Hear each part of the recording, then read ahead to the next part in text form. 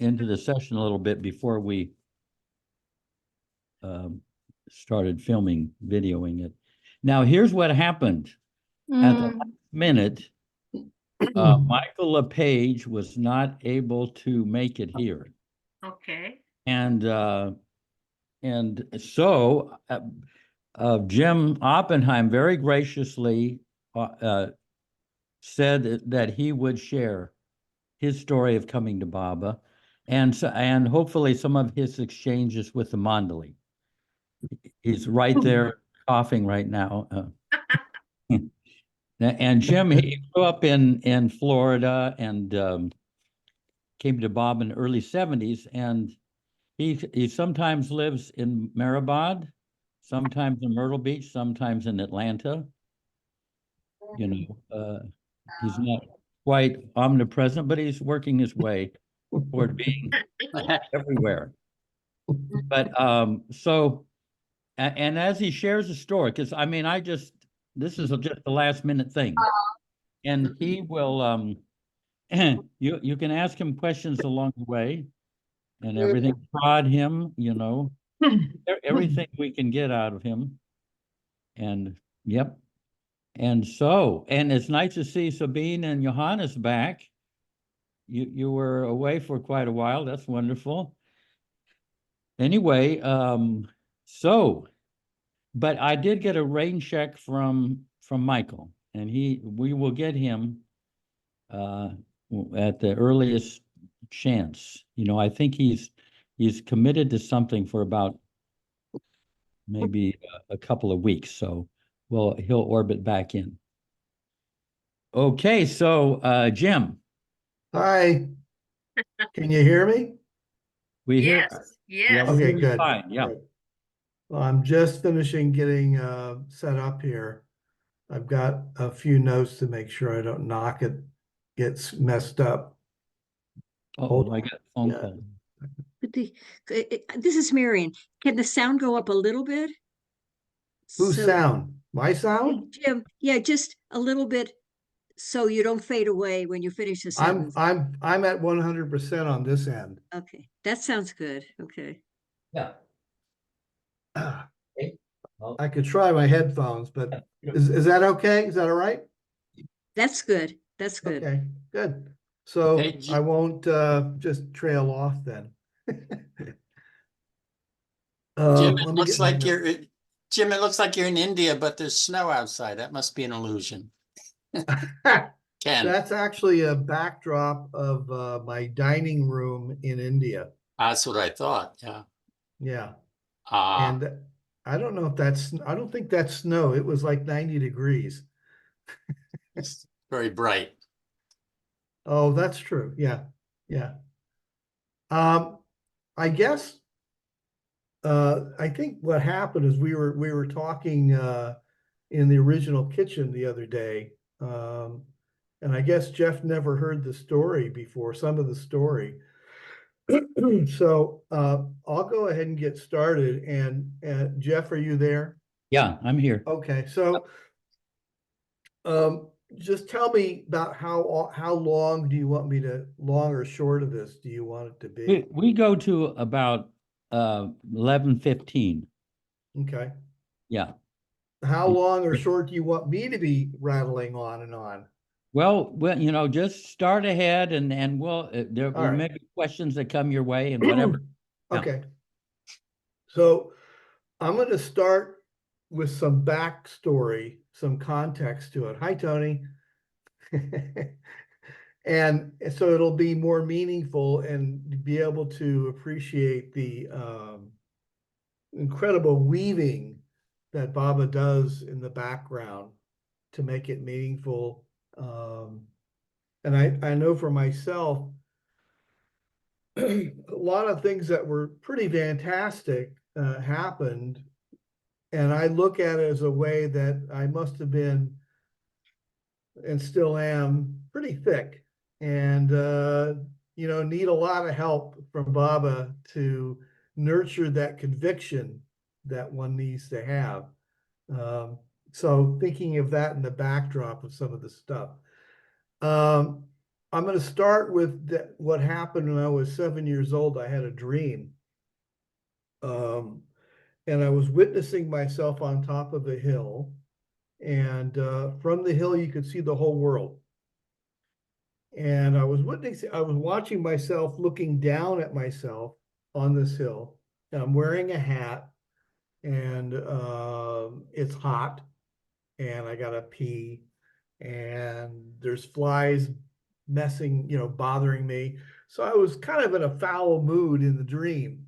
But at the same time, I could see that there were angels that were flying or surrounding me in this dream. So I was basically going, look where you are, stop complaining, that's, and then I woke up. And I remember very clearly that my first thought was, I'm not going to tell anybody this dream. They're going to think I'm absolutely crazy, So that's what happened, and I forgot about it. Time goes on. We moved to Miami when I was 13, 12 or 13. And the first friend that I met, we moved into an apartment building, and the first guy I met was the guy Benji Lieberman. He was a year ahead of me in school, in junior high. He ended up being my Baba contact a few years later. And so what happened was he graduated, he moved down to Coconut Grove, and we lost contact for, a couple of years. And for whatever reason, we lived like 20 miles from Coconut Grove. We were in North Miami Beach. And one day, I don't know how it happened, but I ended up being corralled into a counseling session with my girlfriend and her family. And this happened to be, the office was in Coconut Grove. And we drive down there. I'm in my own car. And as we're leaving, Benji pops in my head for no reason. I hadn't seen him for a couple of years, hadn't contacted him, but it just popped in my head. So I stopped and called his mother. I must have called his mother to get his phone number because I knew he was down there somewhere. And I end up going to see him. And it just so happens, oh, by the way, David Katz was there also, if anybody knows who David is. Just so happens at that moment, a guy named Paul Newman walks in, comes visiting. Not the actor, this is another Paul Newman. And this is in November of 1970. And so Paul comes in and he starts telling us about the 69 Darshan that he had just come back from. And I don't think Benji knew about Baba. I know David didn't. This is the first I've ever heard of Baba, and I think also for them, but it was all kind of coincidental. And I ended up walking out with some cards, some Baba cards. And I was a senior in high school at the time. So I remember going home and putting them in my drawer and not really thinking about them a whole lot. But interestingly enough, back in those days, that was in 71. A lot of me and my friends were imbibing in this weed called marijuana. And I didn't do a lot of it. I did it about once a week. But for some reason, during that period between November and June when I graduated, I just had this thought. I heard that Baba didn't want people to be, taking drugs. So it just kind of fell away. I just stopped doing that. So anyway, I graduated, and a week after I graduated, I ended up moving into this house that was like a 5-6 bedroom house on the bay with 10 people living in there, and 8 of them were Baba lovers, kind of a commune. And I was sharing a room with Benji. And it was a pretty large room, and we had, my bed was over here, and behind me was a big table with a record player, and Benji was over on the other side.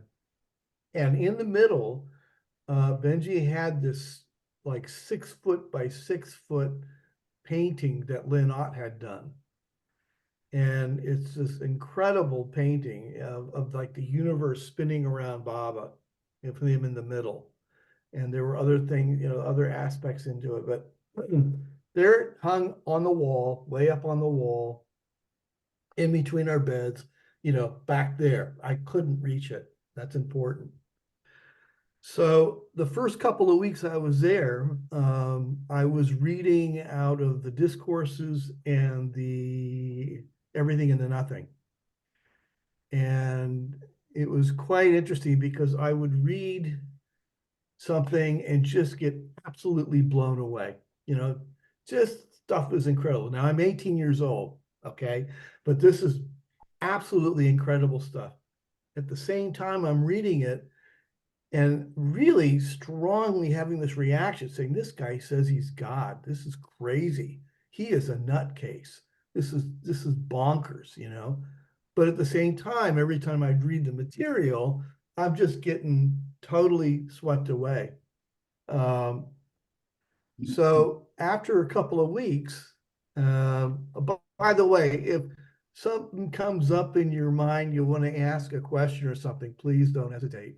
So after a couple of weeks, I decide, I don't decide. I just kind of sat there before going to bed, and I just thought, what if the guy is really who he says he is? Oh my God, I mean, the search would be over. And then, of course, the next moment, my brain goes, search? What are you talking about? So You hadn't really thought of life as a search. no, that was that Right. least of the thoughts. Yeah.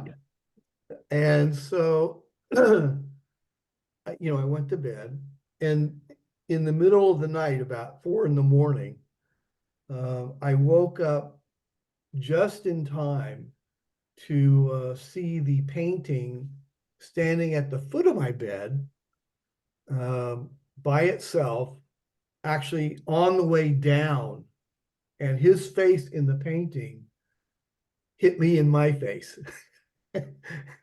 I had enough time to think of yelling, but I didn't have time to actually yell.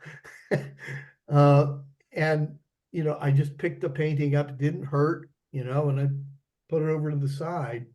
And you think, though, that the painting was just kind of standing up. No one was holding it. It's just Correct. The standing painting and was all by itself, and it was not standing straight up. It was at like a 30-degree angle on the way down. yeah. So I left the room. I'm sitting out in the living room for a couple of minutes. I said, maybe I'll just go to the bay and just sit there, and kind of like I was in shock, And so I went in to the bedroom, get my cigarettes, and it was the force in there was as strong as I've ever felt ever since. It was a really strong, like a force field. I literally ran out of the room. It was so strong I couldn't take it. It was like somebody saying, "You're not going to sleep. This is gonna go on." So I went to the bay and I just sat there and wept for a couple of hours. And it was like, the message I got was, what else can I do? And bam, you know. So that was part of the process, the ongoing process that Baba was doing over a period of time. that was pretty dramatic. I'm looking at my notes here. There were some things that happened before that kind of prepped me for this.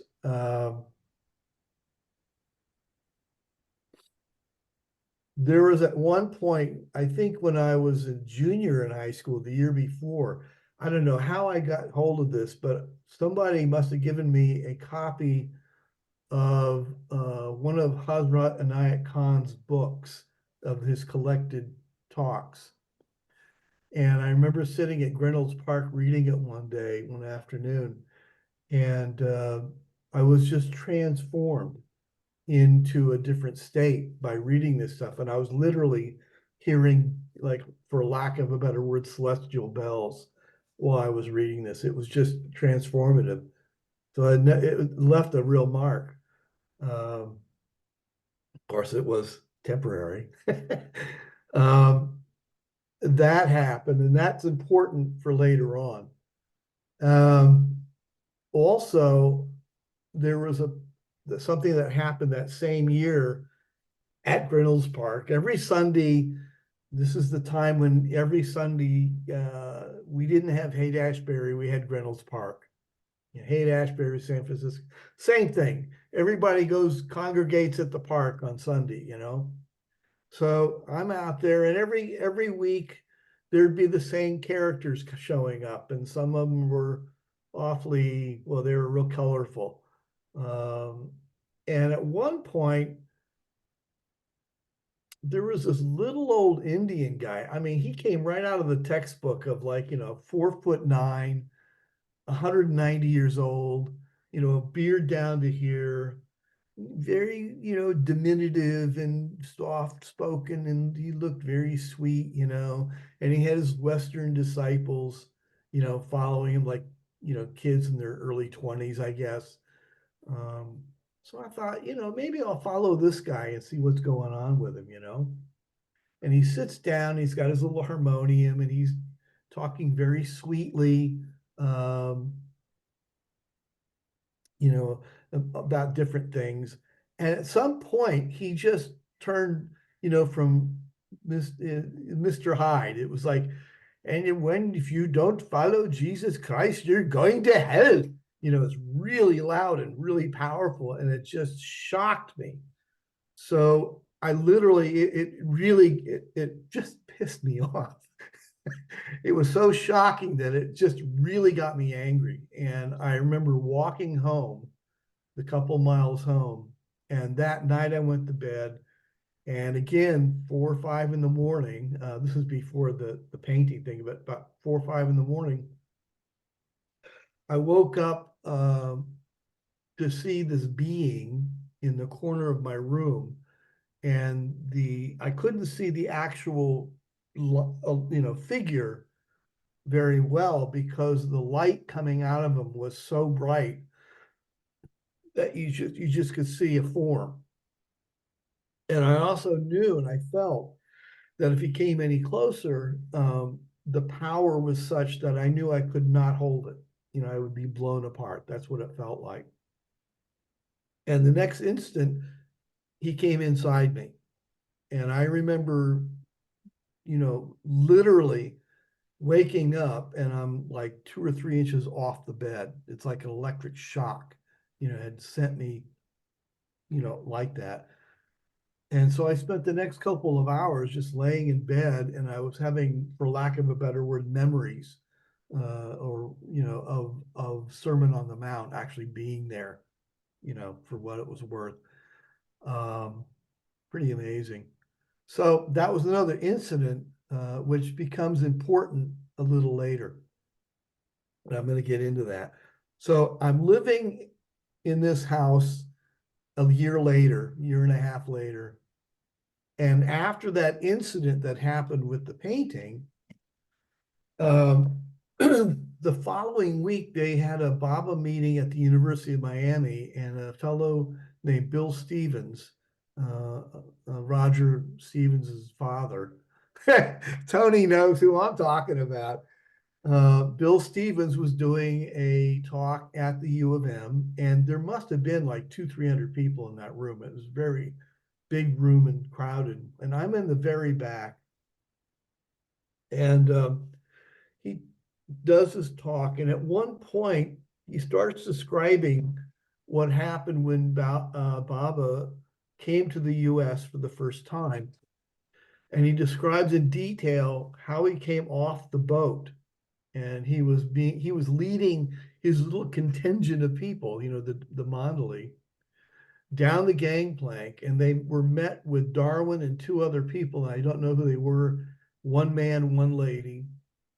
And he describes in detail what was said.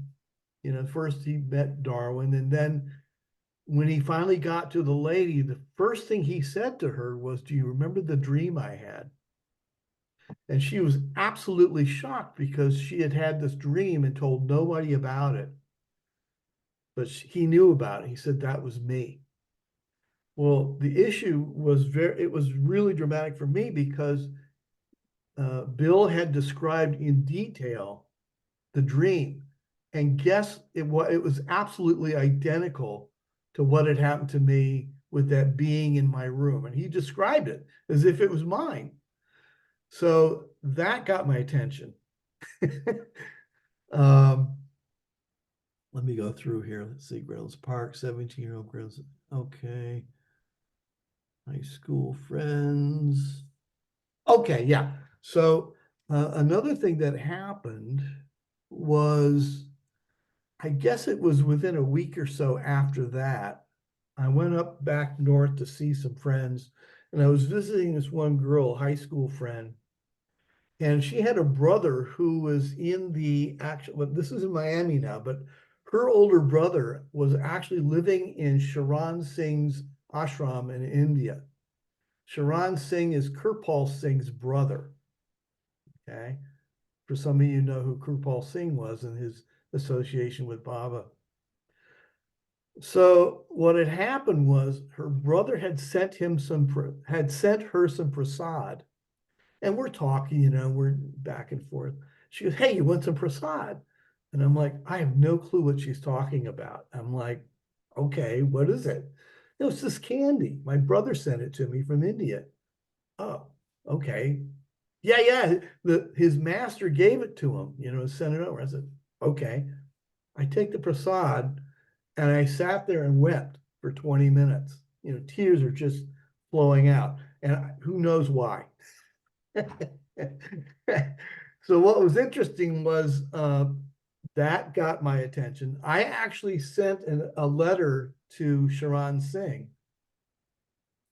asking him what he thought of Baba. You know, I just heard about Baba, you know. And so he sent me a letter back. I got it back in a couple of weeks. And he basically, I don't remember exactly how he said it, but essentially the message was, well, that's for you to find out. You know, what do you think of Baba? Who is he? Is he right? Do you think he's really God? You know, that stuff. That's for you to find out. So that was an interesting twist. Seclusion. Okay, so there were some other things that happened in the new first couple a couple of years after that, but not to this story. You know, that were kind of some other dreams, but they weren't related to this. You know, Baba stuff. So I'm going to fast forward to 1975, and I go to India for the first time, and I'm staying at Vilu Villas.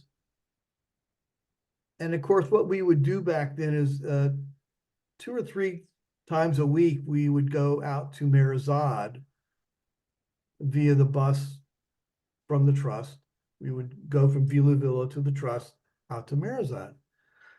And we would stay there all day. It was open till 6. And we would have a lunch there and all that kind of stuff. So first time I go out, we stop at the trust. And I'm talking to Mani, and Mani's going, "Where's your hat?" And I'm like, "I don't have a hat." She goes, "You got to have a hat." She spent 20 minutes giving me a lecture about the sun in India, you know. Just finally, she was here. Here's Dr. Donkin's hat. take his hat. So we go out to Marizad, and I decide I'm going to go climb up Seclusion Hill at lunchtime. Never seen it, heard a lot about it. So I go up there, and I'm sitting there, and you see where this is going probably. I'm sitting there, and it's hot, and I've got Donka's hat on, and I got to pee, and there's flies bothering me, and I'm feeling a little miserable. And that's when it felt like the sky opened up, and Baba just allowed me to remember the dream I had when I was 7. And of course, it's exactly where it was. There's no question about it. And this was, to describe the experience, it was not the kind of thing where you would get a question here somewhere. No, it was not the kind of thing that you would be going, oh, I remember having a dream. It wasn't like that. It was like somebody smacked me, just boom, and totally, it was very impactful, to say the least. So much so that I went back down, and Erich was sitting there, and he's going, "What's wrong with you, sir?" I was looking pretty spaced out, and I told him the story, and he big hug and all that kind of thing. So that was quite something. And I had to emphasize all these things, that things kept happening. It was just cementing the conviction more and more and more, And I know Adi told me one time, we were talking about this stuff in his office about conviction, and it really does fit the picture. You just need, I just needed to have continual reinforcement to finally get it to the depth, of like, yeah, there's no, people would ask me, and have asked, how's it that you follow this guy? What, and my feedback is, after what's happened, I'd have to be a dunce, a dummy, an idiot not to. It's just, you can't question it, So there's some side stories. There's one thing that happened. I think Jeff asked me to describe a few things, some interactions with some of the Mandali. Is that correct? Yeah. Okay, so I'm going to kind of segue into that. In 1977, I ended up going to starting chiropractic college in Atlanta. And that first week on Wednesday, our class had doubled the class of the school, the population of the school. So much so that first week, half of us were literally sitting on the floor. They didn't have seats for us. And I was getting pretty, like, this is pretty funky, I was coming from a medical background. I was working in a multi-million-dollar cath lab, and this did not look too classy, to put it politely. So I was really questioning if this was the right decision or not. And I remember Wednesday night, I remember calling my parents and going, I don't know about this, but I was like, Baba, you really got to help me with this. You got to give me some kind of a sign to show me that, I'm on the right track here. I'm not, that I'm supposed to be where I am. And so that Friday, I went down to the Baba Center, which was in Little Five Points in Atlanta, for the first time. And I walk in the front door, I open the door, go down the steps, and the first thing I see is that same 6 foot by 6 foot painting that had fallen down on me. And what had happened was Benji, a year after that had happened, had decided he was no longer a Baba lover. So he had sold the painting back to Lynn. And I had lost contact with what had happened to that painting, you know, and I was wondering. It had been, you know, 6 years, and I'd always wondering what happened to that painting. And then there it was right there in front of me. And it was kind of like Baba going, you're right where you need to be. No question about it. I'm going to say, any questions at this point? Any comments? Anything? Got a hand up here. Hi, Elizabeth. You're on mute. You're muted. There you go. Hi there. I have some questions, but you'll probably think they're not important, but they're still Come good. on. First of all, it's good to see you. Thank And, you. It's nice to see you and too. I really like your nice- painting back there. Oh, that's Lori Bloom's. Yeah, it's Oh. Lori Bloom's. Yeah, she was a good friend. Oh, I hope you can wow. see it well enough. Yeah.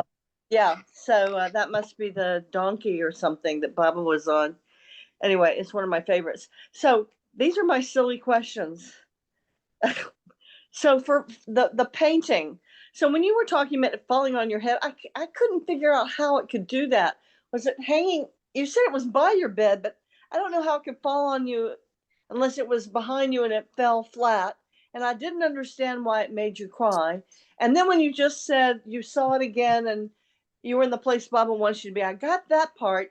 But what the other thing is, what painting of Lynn's is it? So that's one question. I have two more idiotic questions to ask you. Okay. Well, the first question, the painting, if you've ever been at the center, there's a painting that's kind of purplish, bluish, dark background with Baba in the center of it and the whole universe is around him. Hmm. It was like that. It wasn't. The one, the meeting house, the meeting room is the one that's in the center of the meeting room. Correct. Okay. Yeah. It's like that one. It's not Yeah, that. it's like that. It is not that one, but it's like that. And is that painting still in Atlanta? I have no idea. I've tried to track it down and have had no success. Somebody gave me an idea yesterday about doing something about it, but so far I've not been able to locate it. Actually, it'd be an interesting book about the journey with the painting. Anyway, Yeah. okay, here's my second question that is kind of silly. So you were at Coconut Grove. I'm interested in this because I've been there and I really loved it there. And I was wondering, I had no idea there were any Baba lovers. I mean, I knew about the television show with Baba on it that was on, in Florida, and that some people learned about Baba that way. But I didn't know, was there like a meeting place in Coconut Grove, or you said you went for counseling in Coconut Grove, and I know there's this cute little shopping center that's not too far from a place where you walk down and you go to the bay and there's an historic house. We were living in one of those historic houses. Wow. I gotta stop 1 second here. Sure. All the Nasreen and Mahmoud and all of them arriving. I'm gonna have to sign them in. But you keep on going. Okay. But I'm going to disappear for. Okay. Yeah. Okay. Actually, in those days, there were actually two groups that I knew about in Miami. I was going to the meetings on Friday nights in Key Biscayne that Bill and his wife ran. And they were phenomenal. I mean, there were up to 60 people at these things. It was amazing. Wow. Yeah. Questions? Okay. And so then the third question was, so you said you had this feeling of being with Jesus for the Sermon on the Mount. And I was curious about that. That was associated with that painting, or was it associated with No, something? it was when the being, which I look back and think is Baba, came into my body, when I was asleep. And then it was like a remembrance. I was like in a daze for a while. It was like Jesus had just left, and there were hundreds of people, out there, and the feeling was really festive. It felt like a picnic, but the fragrance was there of, Oh. of the avatar, And can you describe that fragrance? Well, if you had gone to a Sahavas where Baba had been, there's a feeling the master's in the house, and the whole atmosphere is lifted. But was there a physical fragrance that was like similar to a rose or similar to a tube Not rose? that there might have been, but my main feeling was just the atmosphere, And one question that's not so silly, but That was curious. not Why do silly. you think these things happen to you? Do you think you were more sensitive than most than most people? See how Elon? thick my head is? But I mean, you had so many experiences that came unbidden, kind of out of the blue. That from 7 years old, that's amazing. Well, it's what it is. I don't know what to tell you. I could give you a speculative thing that based on some of the experiences that I've had, I feel a strong affinity to Hazrat Inayat Khan. And I've had things happen over the years that gives me clues that, I might have had some kind of an association with him. But I Okay. mean, I don't know. It's I'm just, really thank you, very, God, very Huh? interesting. It's very interesting. Yeah. And after you saw the photo of Baba, I mean, the painting again in the office in Florida, Hmm. what Yeah. how did that affect you with your decision regarding chiropractic?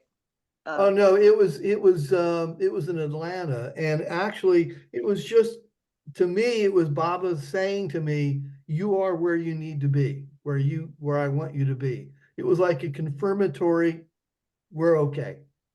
Okay. All right. Yeah. Thank you so much for all No those problem. answers. So I'm going to mention a couple of things on the side because they kind of weave into this. During the trip that I went to India, I had actually gotten a round the world ticket and I went west from Miami, and I stopped in Walnut Creek to meet Murshid Deuce. I've always, this is one of the things you were alluding to, that I've had these associations. I periodically will go through this, or have in the past. Cyclically, I would go through these periods where I really wanted to get into Sufism. I really wanted it, and then something would happen and it would steer away. And one of them was, the first one was when I met Murshida. I said, gee, I'd like to take the candidates class, She looks at me and goes, well, dear, when you get done with school, we can talk about it, Now my joke is 50 years later, I was still in school. I ended up going to school. I went out and practiced. I came back. I'm a professor. I was still in school. It ain't over yet. So by the time I retired in 2021, other things had happened. But to me, that was a joke. But it also showed, that was one of the side themes that went on over a period of time. And this gets into the Mandali, actually. I had a few stories with Bauji, Bal Kachuri. There was a point, oh God, when was it? I guess it was in the early 2000s. I started going through this again, this process. And I ended up spending a little time up at the Washington, D.C. enclave, the Sufism there during the summer. They always have these week by week, people would come in and leave, and it's like summer camp, And the Murshida was in residence, And interestingly enough, though, that during that time, it felt like I imagined it would have been if Baba was in the residence. And the whole atmosphere was just really incredible. You knew the master was there. It was quite interesting. I didn't expect it, it was a surprise. Anyway, so this thing comes around. I'm staying there for a little bit, a few days. And at this point, my wife, Robin, starts getting really upset about this because, it's like she doesn't have the draw that I have, and it's like, there's a lot of things there that anyway, she wrote to Bauji and complained and said, he's getting into this Sufi thing, set him straight. So a little bit later, Bao comes to the west, and he's at the center. And I'm just imagining what's going to happen, I mean, he's going to give me the riot act, because he's got to see me, and as he said to me one time, I got to tighten his screws. The screws get loose. He's got to get them tightened again. So I'm expecting this, like rap on the knuckles, like, what are you doing, you dummy, And I go into the room and we're talking, and he goes, oh, you want to be, you thinking of being a Sufi? And I said, well, I don't know, Bauji, I'm looking into it again, And he looks at me, he goes, you don't want to be a Sufi. I said, why don't I want to be a Sufi? He said, you'd be bored. And I don't know why, but it was like, oh, okay, I won't do it. And that was it. And it was like 15 years later, I started getting that he was so right on. It would have drove me nuts. Too regimental, for right now. I have an attachment from what it was like, with the Nayat Khan. That was one incident. I mean, he could read you. That's what a lot of the Mandali, they could read you and you didn't even know, In fact, some people would argue with them and thinking they're off their nut or totally off base. And I never found that. There were so many times that we'd be with Kitty and she would say something and I thought she was like, okay, she's finally done it. She's gone off her nut, And sure enough, it would unfold exactly as she said it would, So there were, I am segging into some different incidences with primarily Kitty and Bauji. Jeff, how we doing with time? We're okay? Yeah, 10:45. You're on mute, Jeff.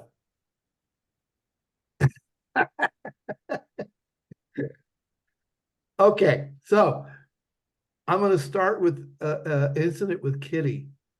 This was my first experience with one of the Mandali. That December of 71, well, actually September of 71, I wrote to Kitty, as in those days you had, if you'd never been to the center, you had to write a letter to either Elizabeth or Kitty. So I wrote a letter to Kitty in September, and she wrote back, of course, and she said, oh, yes, come to the books room, and then, we'll have dinner. And I'm like, wow, I'm going to have dinner with Kitty. And the thing is that now being all of 18 or 19, I'm sure I know what I'm doing. And I'm doing what I thought was macrobiotic diet at the time. So I was eating, Tony's having a good time with this. I was going at it, I was really being really into it. So I'm thinking my fantasy is that, oh my God, this is going to be an amazing vegetarian kind of dinner because she's so spiritual, And of course, I get there and we have her chat in the book room, and one thing, if anybody here really doesn't have any experience with them, my first impression with Kitty when I was sitting there with her was, first of all, she was very approachable, but I just had, like she saw right through me. It was just like I was being transparent. I was just clear. And it's a little unnerving, you know? So anyway, we had our conversation. We go into the kitchen and she's just talking away while she's pulling out plates and silverware and all this. And just when she gets to the point where she says, oh yes, I don't like to feel different than everybody in the original kitchen. The can of Spam, the stuff comes out of the can and plops on the plate. So that's what we were having for dinner. And of course, that totally blew away any preconception of what was spiritual or not spiritual to eat, or whatever you want to go with that. And I know when I went back to Miami in a couple of weeks after that, I went to Lum's and had these 2 half-pound hamburgers, like almost absolutely raw, dripping blood, with a Heineken or a Lowenbrau, and I hadn't felt so good in a couple of years. So that was my first conversation with one of the Mandali, my first episode.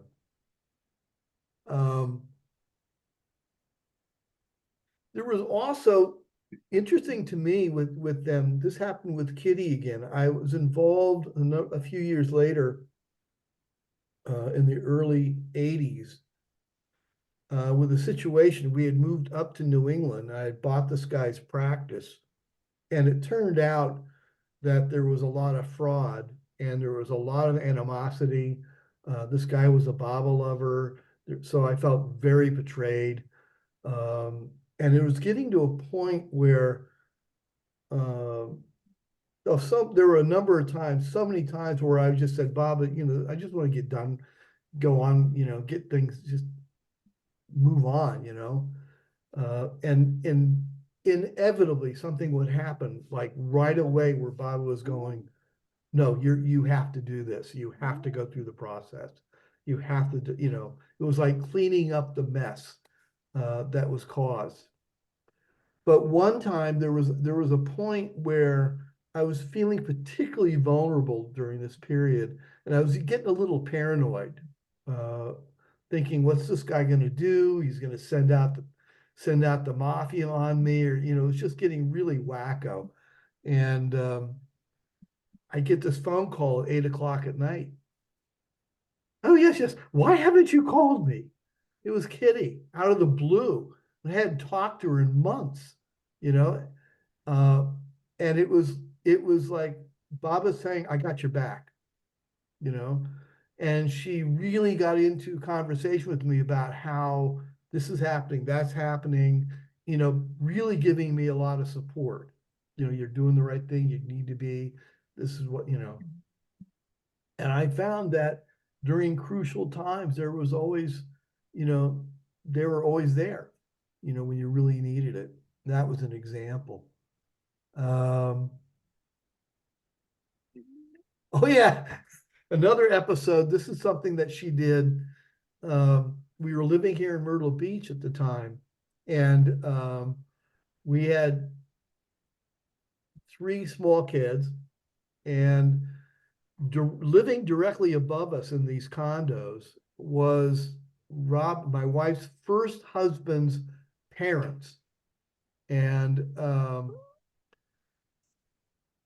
kids would play with them. They were very nice, but I always felt a little kind of weird about it. I mean, it's first husband's parents. It's like this, So one day we're in Kitty's office, and she goes, "Oh yes, and how are the grandparents?" And I look at her and I go, "Are you talking about the ones in New York?" She goes, "No. I said, "Well, are you talking about the ones in Miami?" "Oh, no. And oh, is she talking about, Midge and Curly?" People upstairs. I go, "Are you talking about the Adams?" She goes, "Oh, yes. how are they doing? How are the grandparents doing? And I'm going, Kitty, they're not their grandparents. She goes, oh, yes, yes, they are spiritually, you know? And it just sealed the deal. It made everything okay, you know? And these kids have that memory for the rest of their lives. I mean, they're amazing, they're wonderful people, and they needed it and we needed it, you know? It was really, really something. So we're getting close here. A couple stories from Bauji. Bauji used to do these Bao chats, we call them. We get online like this every Sunday afternoon out of the trust in Maribor, in Nagar. He would have these gatherings for, I don't know, 3-4 hours. We're living in the East Coast here, and so it's in the morning. And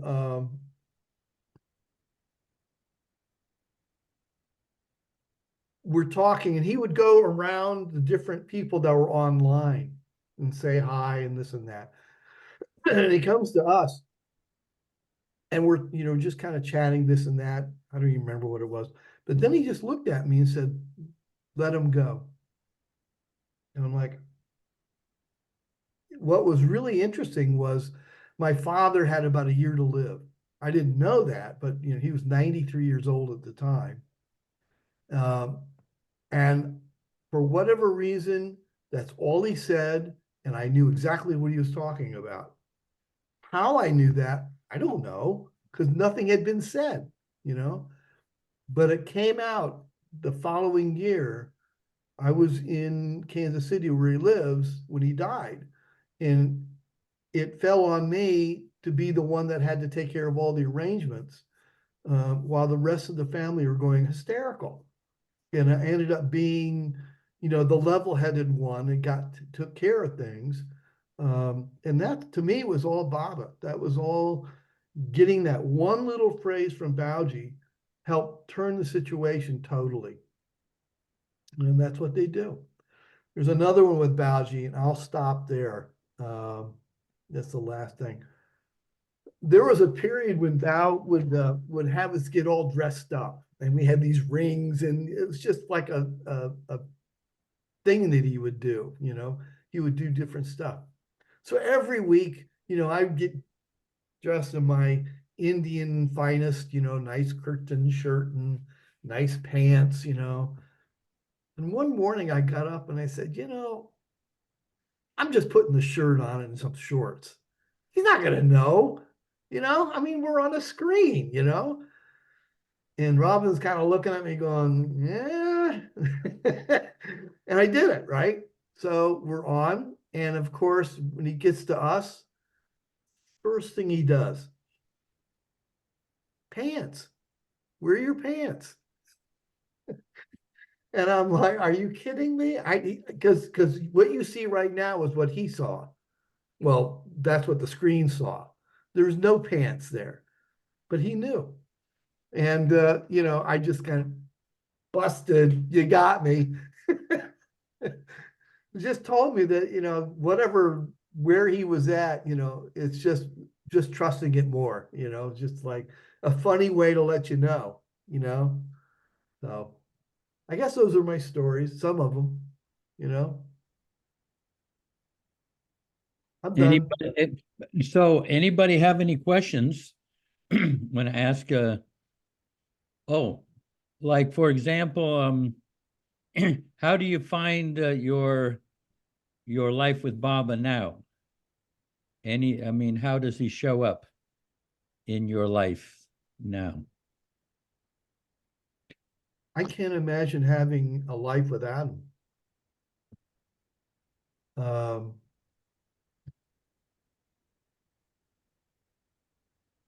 I can't even imagine being alive without him.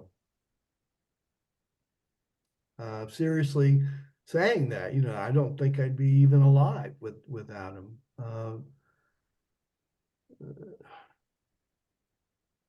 I'm not, you know, best friend.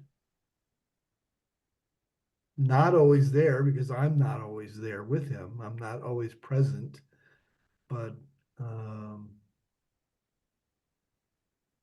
I guess over the years, it's gotten gradually, something's happened because it seems like that's the only important thing there is. You know, or the most important thing there is. You know, everything else in comparison pales to the importance of it. That does not say I'm walking around being totally blissed out because I have, you know, an overabundance of desires and wants and all kinds of things, you know, but it's the center pole, you know, the center of being sane, of being, yeah, to allow it to make sense. And I think there's I guess a river of sorts underlying the sweetness of his love that's there. Tapping into that a little bit. Yeah, beautiful. And you go down to the river and kind of scoop up a little of that. When you remember. Now, so we've got a couple of some questions lined up there. Okay. Christina? Hey, Jim, how are you? Hi, fine. Where are you? Oh, there you are. Hi. I'm glad to see you. I haven't seen you in a while. It's been a while. Oh yeah. Hey. Are you in See Wilmington? tomorrow. I am. Wow. See you tomorrow. Well, to Jeff's, and I appreciate hearing your story again. I appreciate that. I'm But glad to you Jeff's, weren't bored. oh, you're too fascinating for that. I mean, as a personal friend. To Jeff's question, you know, everyone has their experience of being in a kind of community or group, and you know, not everybody's experience is fabulous, and it's you know, it's a negotiation and a navigation, whether one knows it or not, to distinguish, you know, what is how is one's relationship with Meher Baba.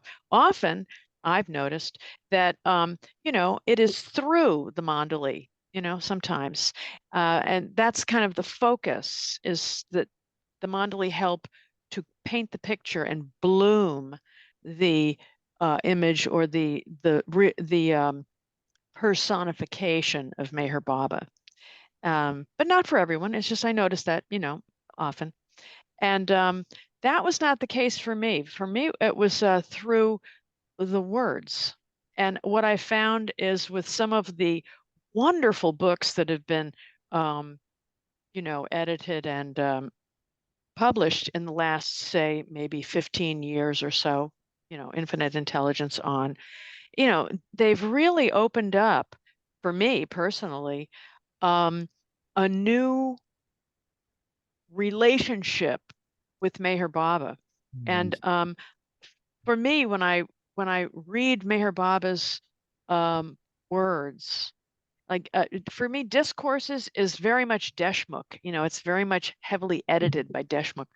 And when I read like some of this original diary text, you know, like people writing down what Meher Baba was literally saying on an alphabet board or writing on a chalkboard, there's such a presence for me, and it makes such an impact on me that what Meher Baba wants, this is just in my head, what he wants is for me to progress spiritually. Like that's what he wants. And he tells me 50 different angles on it. And you know, if you can't do anything, love me, you know, that's like the foundation. Love me, God, you know, in your own religion, whatever, but love. And then what I get and what is meaningful for me and how I would answer Jeff's question is that I understand who I am in relation to God. Because so many of, in this country at least, there's this separation between me and God. And Mayor Baba has said it so many times. You're God, God's within you. What you're finding when you find God is not something out there, it's within you. And that to me is just, that brings an intimacy between me and God that is just incredible. And I feel so blessed to have had such contact and have had an openness and a receptivity to that, that it can touch my heart. I don't perceive it like a scholar. I perceive it as God speaking that to me. And so to me, it's just it's a thrilling thing to read Mayor Baba talking to me through his words. Thank you. Thank you. Jeff, I just had this thought when Christine is talking about that image popped in my head in answer to your question. And at times, I can't say all the time, but at times, this is what it kind of feels like. My friend with a capital F. And when I think about who's my absolute best friend, who I love so much, when I'm thinking about them, it's sweet, and you can rely on them at any time. They're always going to uplift you. They're always there for you, this kind of thing. If I'm present with them, if I just put the effort to try to be with them, that so much love come out with being that friend with the capital F. And it reminds me of when I've read Inayat Khan's material, he refers to it sometimes as, the friend. And I'll make it even more personal, my friend. So, because it's that, Hey, at the end of this, just if you have it handy, that beautiful thing that you read once from Inayat Khan, if you have it there. I have it right here. Okay, well, we'll wait till the end. Okay. We got I enough had here. a feeling today that needed to be brought out again. Good. So I Yeah. got it. Yeah. So you got Marion wants to ask you a question. Hi, Marion. Hi there. I'm in New York City, and this is a question just out of curiosity, Yeah, because sure. I find that even though I have Baba's name and provisional ego and so forth, I fall off the wagon quite often into my limited human being self, Marion. So I sometimes even do a little stand-up routine of conversation between human Marion, who's sort of belligerent. She's kind of belligerent, and then my divine self that is always expanding with infinitely. And so it kind of helps sometimes. And I call these tools in my toolbox. Like if I'm anxious, I have a certain breathing called instant impact breathing. If I do it 4 times, it brings anxiety down, and then I can be more centered again. And then Baba said the most direct connection with the divine is nature and the arts. And that's a huge, huge, vast, enough for everybody. So I call them tools in my toolbox. I fall off, get back on, fall off, get back on. And so I was wondering, what are your sort of favorite things that, if you're sort of more in the future or the past and not in the present, that fill you with, that helping you get back on the wagon, Well, right now, what works for me more than anything is I like being on the center. I like going to Baba's room. When I live in India, I love when I'm working, that's in action. That's love in action because of where I'm working. But even when I'm not, the times that I'm off, I'll go to the samadhis, and I love being there. I'm not a sitter. I don't like sitting, but I trick myself. I feel I'll I'll pretend that I'm in Baba's Darbar from Pune in 1925, when it was still, I think it was 25, when there's still, it's very informal, and there are bhajans being playing every night, and they're all around the campfire, and it's just all very informal, and you're just hanging out with Baba, you know?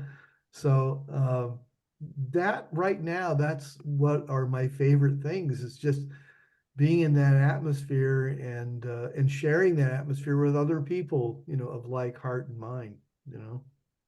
Okay, Mhm. thank you. Do you like to, I don't know, because what about nature? Do you like to go walking in the woods, or hug a tree, or talk to the flowers, or As is there long as it's anything? not a cactus, I'll hug the tree. Ah, okay, a lot of cactus. Okay. Well, thank you very much. Thank Yeah, you. thank you. That's I, inspiring. I've got this Sanabar Cinnober. asking some questions. I just noticed that. Um, he asked several questions. I'm going to address one of them particularly. Could you tell us about your dad and Baba? And because it's kind of a dramatic story, my parents were really secular, Reformed Jewish to the nth degree, and it was totally secular growing up. One point in 1981, I think it was, I came here after doing a residency, thinking I just wanted to see if I could live here, to see if I could set something up, just kind of feel it out. And my parents came and ended up staying on the center for a week. And I think more for me than Baba. It was just, you know. But they had a conversation with Kitty for about an hour, and I got to sit in on that one. And I was absolutely stunned by watching how Kitty was absolutely natural with them. And I don't think Baba's name was even mentioned the whole hour. I mean, it was all about golfing and sailing and tennis and shopping and shoes and, you know, anything but God, you know.